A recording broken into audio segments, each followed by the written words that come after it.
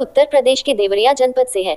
आपको बता दें कि देवरिया सदर लोकसभा सीट से भाजपा उम्मीदवार शशांक मणि त्रिपाठी ने की प्रेस कॉन्फ्रेंस किया, जिसमें देवरिया जिले में देवरिया लोकसभा सीट से बीजेपी उम्मीदवार शशांक मणि त्रिपाठी ने प्रेस कॉन्फ्रेंस के दौरान कहा कि देवरिया को एक नया देवरिया बनाना मेरी पहली प्राथमिकता होगी। इसके अलावा केंद्र की मोदी सरकार ने हर वर्ग के लिए काम किया है, उसी की बदौलत एक बार फिर केंद्र में प्रधानमंत्री नरेंद्र मोदी के नेतृत्व में सरकार बनने जा रही है। आम जनता का अपार समर्थन मिल रहा है। उसी कड़ी में देवरिया लोकसभा सीट प्रचंड बहुमत से भारतीय जनता पार्टी के झोली में जा रही है। श्री त्रिपाठी ने आम जनता से अपील की आने वाले मतदान के दिन मतदान प्रतिशत बढ़ाएं और लोकतंत्र को मजबूत करने में अपना योगदान दें।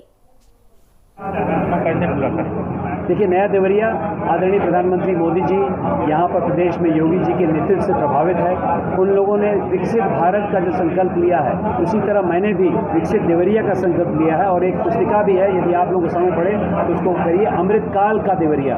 उसमें अगले 25 साल का जो संरचना आदरणीय प्रधानमंत्री मोदी जी ने पूरे देश को दी है, उसी प्रकार उससे 5 साल की संरचना हम लोगों ने बनाई है कि 5 साल में कैसे हम लोग उसका एक बहुत बड़ी भूमिका, एक नींव रखें ताकि उसके ऊपर एक सशक्त इमारत बना सकें। उसके लिए 2-3 बिंदु बनाना चाहता हूँ। एक तो ये है कि जो सेवाएं सरकार की सब तक पहुंच रही हैं, जो विकसित भारत कार्यक्रम में मोदी जी की गारंटी है, वो तो सर्वप्रथम है। उसी के साथ साथ मैंने व्यक्तिगत रूप से, प्रधानमंत्री जी ने, योगी जी ने रोजगार पे बहुत काम किया है, जो काम और भी आगे चलना है। तीसरा, जो सबके साथ सबके प्रयास की भावना में लेके आया हूँ, गणतांत्रिक ऊर्जा को जगाने की बात मैं कर रहा हूँ। वोट तो एक शुरुआत है, उसके बाद हमारे 18.6 लाख वोटर्स मेरे साथ मिलजुल के, सांसद विधायकों के साथ मिलजुल के आगे चलें, यह भी उनकी कल्पना है। महिलाओं को आगे ले जाना है, महिला प्रधान हम लोग विकास की बात कर रहे हैं। युवाओं को, युवा शक्ति आगे ले जानी है। हमारे ग्रामीण अंचल में हमारे अन्नदाता बंधु हैं, उनको आगे ले जाना है। गरीब लोगों को आगे ले जाना है। तो ज्ञान की परिभाषा आदरणीय मोदी जी ने दी है,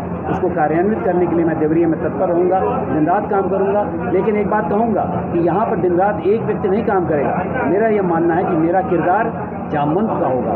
मैं यहाँ की छुपी हुई ऊर्जा को उठाने का भी काम करूँगा। ये भी मोदी जी से प्रभावित है। हमारी पार्टी का जो लक्ष्य है, जो हमारे दीनदयाल जी ने कहा था, एकात्म मानववाद, हर व्यक्ति को, हर वर्ग को, हर समाज को साथ लेकर चले, यही मेरी अवधारणा है। इसी के लिए मैं यहाँ पर प्रस्तुत हूँ। चुनाव चल रहा है, क्या परिदृश्य दिख रहा है देवरिया लोकसभा क्षेत्र का, जी बताएं। सर्वप्रथम मैं भारतीय जनता पार्टी को बहुत बहुत धन्यवाद देना चाहता हूं कि उन्होंने मुझे यहाँ पर मोदी जी का सैनिक बन के भारतीय जनता पार्टी का प्रत्याशी बना के भेजा है। चुनाव का माहौल बहुत सकारात्मक है। भारतीय जनता पार्टी ने पिछले 10 साल से जितना काम किया है मोदी जी के नेतृत्व में, उतना काम अतुल्य है। और उसके होते होते जनता उत्साहित है, मेरे कैंडिडेचर पे उत्साहित है, भारतीय जनता पार्टी के कार्यकर्ता उत्साहित हैं। और मैं समझता हूँ पूरे देवरिया संसदीय क्षेत्र में, जिसका भ्रमण मैंने कर लिया है, एक बार पहली बार मैं जब आया रामनवमी के दिन, उस दिन भ्रमण किया, और उसके बाद 5 विधानसभा का एक तूफानी दौरा किया, और अभी मैं 5 मंडलों में जा चुका हूँ। तो जो मुझे आभास हो रहा है, इतना उत्साह मुझे बहुत ही कम अपने राजनीतिक जीवन में मिला है।